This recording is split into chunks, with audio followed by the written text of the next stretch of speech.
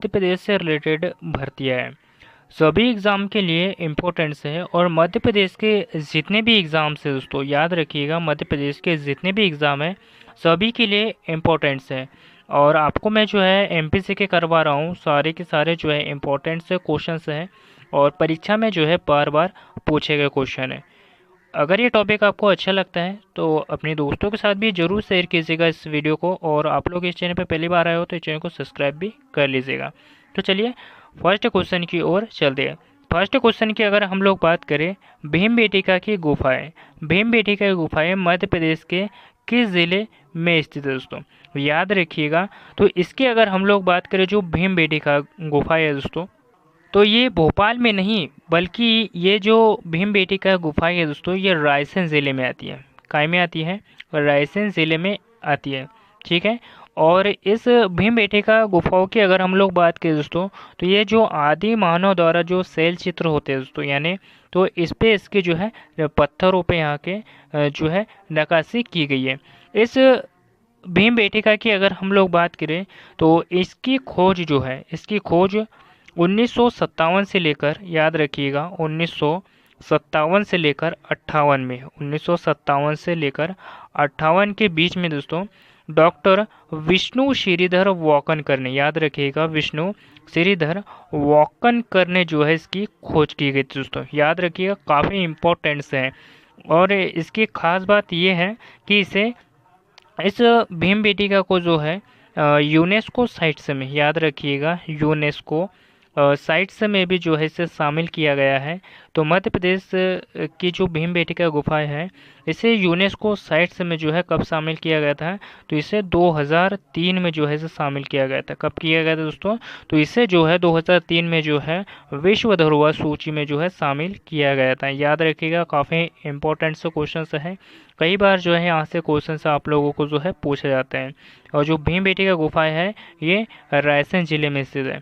और एक बात बता दूं मैं आप लोगों को कि जो सांची का स्तूप है ये भी एक यूनेस्को साइट से है। इसकी अगर हम लोग बात करें तो ये भी जो है रायसेन ज़िले के अंतर्गत ही आता है।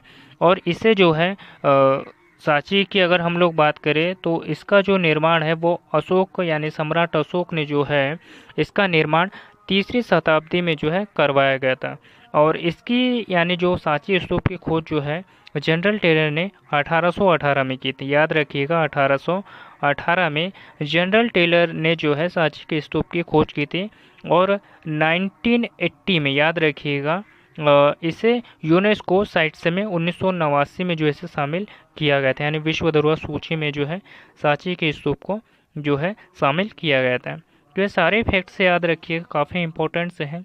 और जितने भी मैं आप लोगों को जो फैक्ट्स बताता हूँ सारे के सारे जो है आप लोग याद रखा करिए। ठीक है। अगला क्वेश्चन देखते हैं, यानी सेकंड क्वेश्चन देखेंगे। मध्य प्रदेश में धूपगढ़ की चोटी, तो मध्य प्रदेश में धूपगढ़ की चोटी की अगर हम लोग बात करें तो ये कहाँ पर स्थित है दोस्तों? तो ये सतपुड़ा रेंज में स्थित है। याद रखिएगा, सतपुड़ा रेंज की जो महादेव पहाड़ी है दोस्तों, याद रखिएगा, सतपुड़ा रेंज की जो महादेव पहाड़ी है यहाँ पे जो है ये धूपगढ़ चोटी जो है यहाँ पर स्थित है। इसकी ऊंचाई की अगर हम लोग बात करें दोस्तों, इस धूपगढ़ चोटी की, तो इसकी अगर हम लोग बात करें, इसकी ऊंचाई की अगर हम लोग बात करें तो 1350 मीटर जो है इसकी ऊंचाई है दोस्तों, किसकी? धूपगढ़ चोटी की ऊंचाई। और ये धूपगढ़ चोटी जो है ये किस ज़िले में आती है? तो ये नर्मदापुरम ज़िले में आती है दोस्तों। याद रखिएगा, नर्मदापुरम ज़िले में आती है। काफ़ी इंपॉर्टेंट है दोस्तों। ठीक है। तो ये सारे फैक्ट्स याद रखिएगा, काफ़ी इंपॉर्टेंट्स है। तो चलिए अगला क्वेश्चन देखते हैं। अगले क्वेश्चन की अगर हम लोग बात करें, यानी थर्ड क्वेश्चन की, तो मई माह में न्यूनतम तापमान मध्य प्रदेश में जो है वो कहाँ पर दर्ज किया जाता है? तो ये पचमढ़ी में। याद रखिएगा, पचमढ़ी में। ठीक है। और मध्य प्रदेश की सबसे ठंडी जगह अगर हम लोग देखें दोस्तों तो ये भी है पचमढ़ी है। लेकिन सबसे अधिक गर्म तापमान अगर हम लोग बात करें दोस्तों तो किस ज़िले का रहता है? तो ये जो है भिंड ज़िले का। याद रखिएगा, काफ़ी इम्पोर्टेंट से है।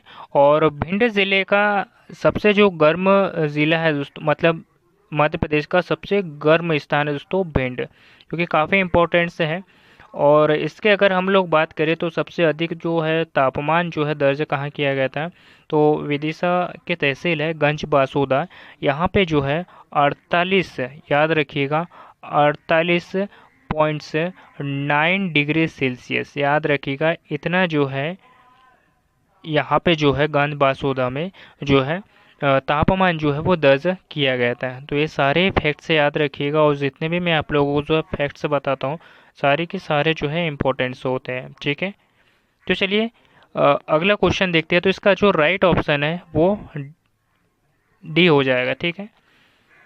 झाबुआ की अगर हम लोग बात करें तो यहाँ का जो कड़कनाथ मुर्गा है दोस्तों, याद रखिएगा यहाँ का जो कड़कनाथ मुर्गा है इसे जो है जीआई टैग दिया गया, याद रखिएगा, जिसे भौगोलिक संकेत जो है दिया गया है। इसके अगर हम लोग बात करें तो यहाँ का जो कड़कनाथ मुर्गा इसे 2018 में जो है इसे जीआई टैग दिया गया है झाबुआ का, ठीक है। और इसकी अगर हम लोग बात करें कड़कनाथ मुर्गे की, तो ये दिखने में जो है काला दिखाई देता है, इसके जो अंडा भी होता है काला होता है, और इसके पंख वगैरह, इसकी चोंच वगैरह, यानी टोटल सभी चीज़ जो है इसकी काली होती है दोस्तों, याद रखिएगा, ठीक है। और इसकी अगर हम लोग बात करें दोस्तों झाबुआ ज़िले की, तो इसे यहाँ का जो कड़कनाथ मुर्गा इसे 2018 में जो है जीआई टैग दिया गया, और इसे ओडीओपी यानी एक ज़िला और एक उत्पाद के तहत भी इसे शामिल किया गया है। तो ये सारे फैक्ट्स जो है याद रखिएगा, काफ़ी इम्पोर्टेंट्स हैं। बालाघाट, बालाघाट की अगर हम लोग बात करें तो यहाँ का जो चिन्नौर चावल है दोस्तों, याद रखिएगा बालाघाट ज़िले का जो चिन्नौर चावल है इसे भी जो है जीआई टैग दिया गया है, ठीक है। काफ़ी इम्पोर्टेंट फैक्ट्स है दोस्तों, तो ये भी याद रखिएगा, काफ़ी इम्पोर्टेंट्स हैं। और जो बालाघाट ज़िला है दोस्तों इसकी अगर हम लोग बात करें तो यहाँ पे तांबे का उत्पादन भी जो है यहाँ पे बहुत ही अधिक मात्रा में जो है किया जाता है। और यह जो तांबा है ये मलांज खंड, यहाँ पे खदान है मलांज खंड, यहाँ से जो है तांबे का उत्पादन जो है किया जाता है, ठीक है, सबसे ज़्यादा। अगला क्वेश्चन देखते हैं, यानी फोर्थ क्वेश्चन देखते हैं। मध्य प्रदेश में किस प्रकार की जलवायु जो है पाई जाती है? तो मध्य प्रदेश में अगर हम लोग बात करें दोस्तों तो मध्य प्रदेश में जो है समशीतोष्ण, याद रखिएगा समशीतोष्ण मानसूनी जलवायु जो है यहाँ पर पाई जाती है, कहाँ पे? मध्य प्रदेश में, ठीक है। तो याद रखिएगा, काफ़ी इम्पोर्टेंट से हैं। और जितने भी मैं आप लोगों को जो है कुछ अलग से जो फैक्ट्स बताता हूँ, यानी कुछ अलग से बातें बताता हूँ, तो वो सभी की सभी आप लोग जो है याद रखा करिए, ठीक है। अगला क्वेश्चन देखते हैं, यानी फिफ्थ क्वेश्चन देखेंगे। चूलिया जलप्रपात, चूलिया जलप्रपात का जो निर्माण है वो कौन सी नदी करती है? तो इसकी अगर हम लोग बात करें चूलिया जलप्रपात की अगर हम लोग बात करें चूलिया जलप्रपात की अगर हम लोग बात करें दोस्तों, तो ये जो चूलिया जलप्रपात है ये चंबल नदी पर बना हुआ है, याद रखिएगा। और कहाँ बना हुआ है दोस्तों? ये कोटा में बना हुआ है, राजस्थान का शहर है दोस्तों कोटा, यहाँ पे जो है बना हुआ है। इसकी ऊंचाई की अगर हम लोग बात करें तो 18 मीटर जो है इसकी ऊंचाई है। और इसमें जो है आप लोग कन्फ्यूज़न मत होइएगा, यानी अगर मैं आपसे कहूँ मतलब जैसे कि चूलिया जलप्रपात और चचाई जलप्रपात, इन दोनों में जो है आप लोग कन्फ्यूजन मत होइएगा। चचाई जलप्रपात की अगर हम लोग बात करें तो ये बीहड़ नदी पर बना हुआ है दोस्तों। किस नदी पर बना हुआ है? बीहड़ नदी पर जो है रीवा ज़िले में जो है, मध्य प्रदेश का रीवा ज़िला है, यहाँ पर जो है ये बांध बना हुआ है। इसकी ऊंचाई की अगर हम लोग बात करें तो मध्य प्रदेश का सबसे ऊंचा जो है ये बांध है दोस्तों, ठीक है, 130 मीटर यानी 130 मीटर इसकी ऊंचाई है। तो आप लोग जो चचाई और चूलिया जलप्रपात में जो है कन्फ्यूज़न मत होइएगा, ठीक है। ये चूलिया जलप्रपात की अगर हम लोग बात करें तो ये चंबल नदी पर जो कि कोटा में बना हुआ है और 18 मीटर जो है इसकी ऊंचाई है। चचाई जलप्रपात की अगर हम लोग बात करें तो ये बीहड़ नदी पर जो कि रीवा ज़िले में बना हुआ है और 130 यानी 130 मीटर जो है इसकी ऊंचाई है। तो ये सारे फैक्ट से याद रखिएगा, काफ़ी इंपॉर्टेंट्स हैं, ठीक है। तो चलिए अगला क्वेश्चन देखते हैं। अगले क्वेश्चन की अगर हम लोग बात करें तो इसका जो राइट ऑप्शन है वो क्या हो जाएगा? तो इसका जो राइट ऑप्शन है वो चंबल नदी हो जाएगा, ठीक है। अगला क्वेश्चन देखते हैं, यानी छठा क्वेश्चन। निम्न में से कौन सा जलप्रपात नर्मदा नदी पर नहीं है? तो चलिए देखते हैं। धुआंधार जलप्रपात ये भी जो है नर्मदा नदी पर बना हुआ है। मंदार जलप्रपात ये भी जो है नर्मदा नदी पर बना हुआ है। दर्दी जलप्रपात जो कि ये भी नर्मदा नदी पर बना हुआ है। और अभी आप लोगों को बताया मैंने कि जो चसई जलप्रपात है ये नर्मदा नदी पर नहीं बल्कि बीहड़ नदी पर बना हुआ है। और कहाँ बना हुआ है, तो ये जो है रीवा ज़िले में बना हुआ है दोस्तों, याद रखिएगा कहाँ बना हुआ है, तो ये रीवा ज़िले में बना हुआ और इसकी ऊंचाई जो है 130 मीटर है। ठीक है। और धुआंधार जलप्रपात की अगर हम लोग बात करें तो ये नर्मदा नदी पर जो कि अनूपपुर ज़िले में जो है बना हुआ है। मंदार जलप्रपात की अगर हम लोग बात करें तो ये नर्मदा नदी पर कहाँ बना हुआ है, तो ये खंडवा ज़िले में जो है बना हुआ है। दर्दी जलप्रपात की अगर हम लोग बात करें तो वो भी खंडवा ज़िले में ही आता है, जो कि हंडिया, तो सॉरी दोस्तों, ये जो दर्दी जलप्रपात है ये नर्मदा नदी पर जो कि हंडिया में बना हुआ है। याद रखिएगा काफ़ी इंपॉर्टेंट से है। और जितने भी मैं आप लोगों को जलप्रपात जो करवाए हुए हैं इनसे रिलेटेड फैक्ट से करवाया हूँ, सारे के सारे इंपॉर्टेंट्स हैं और बहुत बार जो है यहाँ से क्वेश्चन पूछा जाता है। ठीक है। अगला क्वेश्चन देखते हैं, यानी अगले क्वेश्चन की अगर हम लोग बात करें, क्वेश्चन 7 है, महेश्वर परियोजना किस नदी पर बनाई गई है। तो महेश्वर परियोजना की अगर हम लोग बात करें दोस्तों तो ये जो है नर्मदा नदी पर बनाई गई है। याद रखिएगा काफ़ी इंपॉर्टेंट है और इस प्रकार के जो क्वेश्चन है वो काफ़ी परीक्षाओं में जो है पूछे जाते हैं दोस्तों। ठीक है। महेश्वर की अगर हम लोग बात करें तो ये जो है किस ज़िले में आता है, तो महेश्वर जो है दोस्तों ये खरगोन ज़िले में आता है। याद रखिएगा महेश्वर जो है खरगोन ज़िले में आता है। और महेश्वर की साड़ियाँ जो है काफ़ी प्रसिद्ध है और इससे भी जो है जीआई टैग दिया गया है। याद रखिएगा क्या दिया गया है, तो इससे भी जो है जीआई टैग दिया गया दोस्तों महेश्वर साड़ियों को। ठीक है। ये भी इम्पोर्टेंट है, काफ़ी याद रखिएगा। ठीक है। और यह हस्तशिल्प साड़ी है दोस्तों। ठीक है। जो कि हस्तशिल्प यानी जो हाथों से जो है बुनाई करके जो है साड़ी बनाई जाती है, इसे जो है जीआई टैग दिया गया है। ठीक है। महेश्वर की अगर हम लोग बात करें तो ये जो है नर्मदा नदी के किनारे जो है बसा हुआ है। ठीक है। महेश्वर में ही दोस्तों पुराण पाषाण स्थल यानी नौदा टोली जिसे कहा जाता है वो भी यहाँ पर स्थित है। कहाँ पे स्थित है दोस्तों, तो ये भी जो है महेश्वर में स्थित है। ठीक है। नर्मदा नदी जो है कहाँ से निकली है, तो नर्मदा नदी जो है अमरकंटक से निकली है दोस्तों। मध्य प्रदेश का अनूपपुर जिला है, यहाँ से जो है ये नदी का उद्गम स्थल हुआ है। याद रखिएगा काफ़ी इंपॉर्टेंट से है। चंबल नदी की अगर हम लोग बात करें तो चंबल नदी जो है दोस्तों याद रखिएगा मध्य प्रदेश का जो महू है दोस्तों, यहाँ से जो है चंबल नदी का उद्गम हुआ है। सोन नदी की अगर हम लोग बात करें तो ये भी जो है अमरकंटक पहाड़ी से निकल, मतलब ये सोन नदी का उद्गम जो है ये भी अमरकंटक से ही हुआ है। बेतवा नदी की अगर हम लोग बात करें तो इसका भी जो उद्गम स्थल है दोस्तों ये रायसेन ज़िले से हुआ है। याद रखिएगा काफ़ी इंपॉर्टेंट से है और कई बार जो है यहाँ से क्वेश्चन जब भी पूछा जाता है। ठीक है। तो चलिए अगला क्वेश्चन देखते हैं, यानी 8वां क्वेश्चन, संजय गांधी ताप विद्युत केंद्र किस ज़िले में स्थित है। तो संजय गांधी ताप विद्युत केंद्र की अगर हम लोग बात करें दोस्तों तो ये कहाँ पर स्थित है, ये उमरिया ज़िले में स्थित है। याद रखिएगा काफ़ी इम्पोर्टेंट से है और जितने भी ताप विद्युत केंद्र है सभी आपको लोगों को जो है पता होने चाहिए और अभ्यारण्य भी जो है आपको पता होने चाहिए, टाइगर रिजर्व भी जो है आप लोगों को पता होने चाहिए। ये सभी के वीडियोस जो है मैंने डाल दिए हैं, तो जाके आप प्लेलिस्ट में जाकर देख सकते हो, काफ़ी इंपॉर्टेंट से है। ठीक है। और आप लोग इस चैनल पे पहली बार आए हो तो इस चैनल को भी सब्सक्राइब कर लीजिएगा। अगला क्वेश्चन देखते हैं, यानी मध्य प्रदेश में वनस्पति घी के जो कारखाने हैं वो कितने हैं, तो 10 है।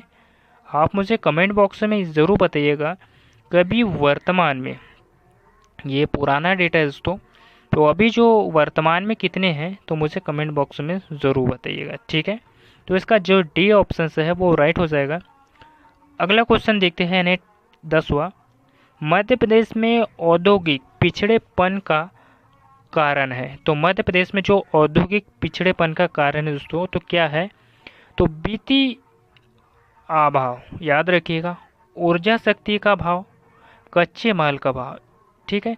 तो इन सभी की अगर हम लोग बात करें दोस्तों तो इन सभी में जो है कुछ तरीके से हम जो है पिछड़े हुए हैं। याद रखिएगा काफ़ी, क्योंकि औद्योगिक चीज़ों में अगर हम लोग बात करें तो इसमें काफ़ी चीज़ों की जो है ज़रूरत होती है दोस्तों। ठीक है। इसके वजह से जो है मध्य प्रदेश थोड़ा पिछड़ा हुआ है। ठीक है, याद रखिएगा, काफ़ी इम्पोर्टेंट्स है। ठीक है, क्योंकि इसमें काफ़ी चीज़ होना ज़रूरी है, क्योंकि जब औद्योगिक कार्य किए जाते हैं तो इसमें काफ़ी चीज़ों की लागत, बहुत सारी चीज़ें जो है इसमें लगाई जाती है। ठीक है, तो याद रखिएगा, काफ़ी इम्पोर्टेंट्स है। और जितने भी औद्योगिक केंद्र हैं और भी इनसे रिलेटेड जितने भी औद्योगिक केंद्र हैं और कहाँ कहाँ स्थित है, ये सभी आप लोगों को जो है पता होने चाहिए। अगला क्वेश्चन देखते हैं, यानी 11वां क्वेश्चन की अगर हम लोग बात करें, मध्य प्रदेश से होकर कितने राष्ट्रीय राजमार्ग गुजरते हैं। तो मध्य प्रदेश से अगर हम लोग बात करें दोस्तों, तो अभी आप वर्तमान में देख लीजिएगा, बाकी ये जो डेटा है इसको क्रॉस कर दीजिएगा। ठीक है, अगला क्वेश्चन देखते हैं, 1 नवंबर 1956 को गठन के समय मध्य प्रदेश का जो क्षेत्रफल है वो कितना था। काफ़ी इंपॉर्टेंट सा क्वेश्चन है और कई बार जो है क्वेश्चन सब पूछा जा चुका है। तो इसके अगर हम लोग बात करें, 1 नवंबर 1956 को जब मध्य प्रदेश का गठन हुआ था दोस्तों, तो इस समय मध्य प्रदेश का जो एरिया, याद रखिएगा, यानी जो क्षेत्रफल था वो कितना था। तो इसके क्षेत्रफल की अगर हम लोग बात करें तो 4,43,04,46 किलोमीटर जो है दोस्तों इसका क्षेत्रफल था मध्य प्रदेश का। तो याद रखिएगा, इसका जो राइट ऑप्शन क्या हो जाएगा, तो इसका जो राइट ऑप्शन है वो ए ऑप्शन से जो है इसका राइट हो जाएगा। और आपको मध्य प्रदेश की 2011 की जनगणना है दोस्तों, इनसे रिलेटेड जितने भी क्वेश्चंस हैं वो सभी आप लोगों को जो है पता होने चाहिए। ठीक है, क्योंकि काफ़ी इम्पोर्टेंट्स हैं। और क्षेत्रफल के हिसाब से अगर मध्य प्रदेश की अगर हम लोग बात करें तो मध्य प्रदेश का जो स्थान है दोस्तों वो दूसरा स्थान है, याद रखिएगा, क्षेत्रफल के हिसाब से। ठीक है, काफ़ी इंपॉर्टेंट है और इस प्रकार के जो क्वेश्चंस है वो आप लोगों को जो है पता होने चाहिए। ठीक है, अगला क्वेश्चन देखते हैं, यानी अगले क्वेश्चन की अगर हम लोग बात करें, 13वां क्वेश्चन, नर्मदापुरम ज़िला किस संभाग में आता है। तो नर्मदापुरम ज़िला जो है दोस्तों वो नर्मदापुरम संभाग में ही आता है। ठीक है, याद रखिएगा, काफ़ी इंपॉर्टेंट से है। और नर्मदापुरम जो है किस नदी के किनारे स्थित है, तो ये जो है नर्मदा नदी के किनारे स्थित है। नर्मदापुरम में जो है 3 ज़िले आते हैं, याद रखिएगा, पहला आता है नर्मदापुरम आता है। दूसरे की अगर हम लोग बात करें दोस्तों, तो दूसरा ज़िला जो आता है बैतूल आता है, याद रखिएगा, कौन सा आता है, बैतूल ज़िला आता है।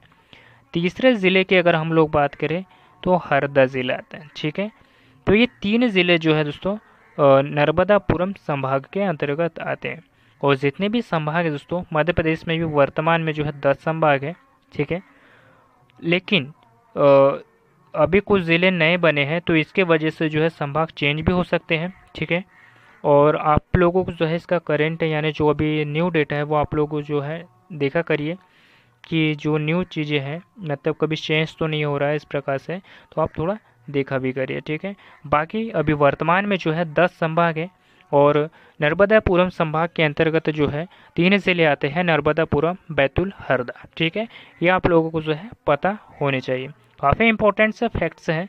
तो इसका जो राइट ऑप्शन है वो डी ऑप्शन से जो है इसका राइट हो जाएगा। अगला क्वेश्चन देखते हैं, निम्न में से कौन सा कथन जो है वो सही नहीं है। तो इन ऑप्शंस में आप लोगों को बताना है दोस्तों कि मध्य प्रदेश में जो है कौन सा कथन है वो सत्य नहीं है। तो देखिए दोस्तों, हम देखते हैं, मध्य प्रदेश का राज्य निर्माण यानी सेंट्रल प्रोविंस और बरार प्रांतों में बघेलखंड और छत्तीसगढ़ की रियासतों को मिलाकर जो है किया गया था। बिल्कुल राइट है दोस्तों, जब ये सब थे तभी जो है क्या किया गया था कि जो सेंट्रल प्रोविंस है और जो बरार प्रांत का जो मतलब इन सबको मिलाकर जो रियासतें हुआ करती दोस्तों, तो तभी जाकर जो है मध्य प्रदेश राज्य का जो है गठन जो है किया गया था, यानी मतलब इसका निर्माण किया गया था। ठीक है, तो पहला ऑप्शन से जो है हमारा क्या हो जाएगा, तो पहला ऑप्शन से जो है हमारा राइट हो जाएगा। ठीक है, सेकंड से ऑप्शन देखते हैं, भोपाल को पार्ट सी श्रेणी के राज्य में शामिल किया गया था। तो बिल्कुल राइट है दोस्तों, भोपाल को जो है पार्ट सी यानी पार्ट सी के तहत जो है इसे शामिल किया गया था दोस्तों। ठीक है, तो ये याद रखिएगा, तो इसका जो राइट ऑप्शन है वो मतलब ये जो ऑप्शन है वो सही हो जाएगा। ठीक है, थर्ड देखते हैं, थर्ड की अगर हम लोग बात करें, विंध्य प्रदेश की अगर हम लोग बात करें तो 36 रियासतों को सम्मिलित किया गया था। तो और विंध्य प्रदेश की जो रियासतों की अगर हम लोग बात करें दोस्तों, तो 4 अप्रैल, याद रखिएगा, मैं आपको यहाँ पे लिख देता हूँ, 4 अप्रैल 1948 को, 4 अप्रैल 1948 को 35 रियासतों का जो है गठन किया गया था। याद रखिएगा, काफ़ी इंपॉर्टेंट है, ना कि 36 रियासतों का। तो इसका जो गलत ऑप्शन है वो क्या हो जाएगा, तो इसका सी ऑप्शन से जो है गलत हो जाएगा, यानी मतलब इसका ऑप्शन सही हो जाएगा। ठीक है, तो याद रखिएगा, काफ़ी इंपॉर्टेंट है। अगला क्वेश्चन देखते हैं, यानी अगले क्वेश्चन की अगर हम लोग बात करें 15, मध्य प्रदेश में सर्वप्रथम राष्ट्रपति शासन जो है कब लगाया गया था। तो मध्य प्रदेश में जो सर्वप्रथम राष्ट्रपति शासन जो है दोस्तों, ये कब लगाया गया था। तो इसके अगर हम लोग बात करें तो मध्य प्रदेश में सर्वप्रथम जो है राष्ट्रपति शासन जो है 30 मार्च 1977 को जो है लगाया गया था। सॉरी दोस्तों, 30 मार्च 1977 को नहीं लगाया गया था, ये ऑप्शन से गलत हो जाएगा, यानी ये इसका जो राइट ऑप्शन है वो 30 अप्रैल है। याद रखिएगा, 30 अप्रैल 1977। ठीक है, 1977, यानी अप्रैल चौथा महीना आ जाएगा। ठीक है, तो 3/4/1977 को जो है राष्ट्रपति शासन यानी सर्वप्रथम जो है लगाया गया था। सेकंड बार राष्ट्रपति शासन की अगर हम लोग बात करें दोस्तों, तो 1980 में जो है सेकंड बार राष्ट्रपति शासन लगाया गया था। थर्ड बार की अगर हम लोग बात करें तो 1992 में जो है राष्ट्रपति शासन लगाया गया था। और आज तक वर्तमान में मध्य प्रदेश में जो राष्ट्रपति शासन जो है 3 बार लगाया जा चुका है। ठीक है, और एमपीपीएससी में कई बार जो है यहाँ से क्वेश्चन आप लोगों को पूछा जा चुका है, तो ये भी याद रखिएगा, काफ़ी इंपॉर्टेंट्स है। टॉपिक कैसा लगा मुझे कमेंट बॉक्स में ज़रूर बताइएगा, अपने दोस्तों के साथ भी ज़रूर शेयर कीजिएगा, और मिलते हैं किसी नेक्स्ट टॉपिक पे। धन्यवाद, थैंक यू।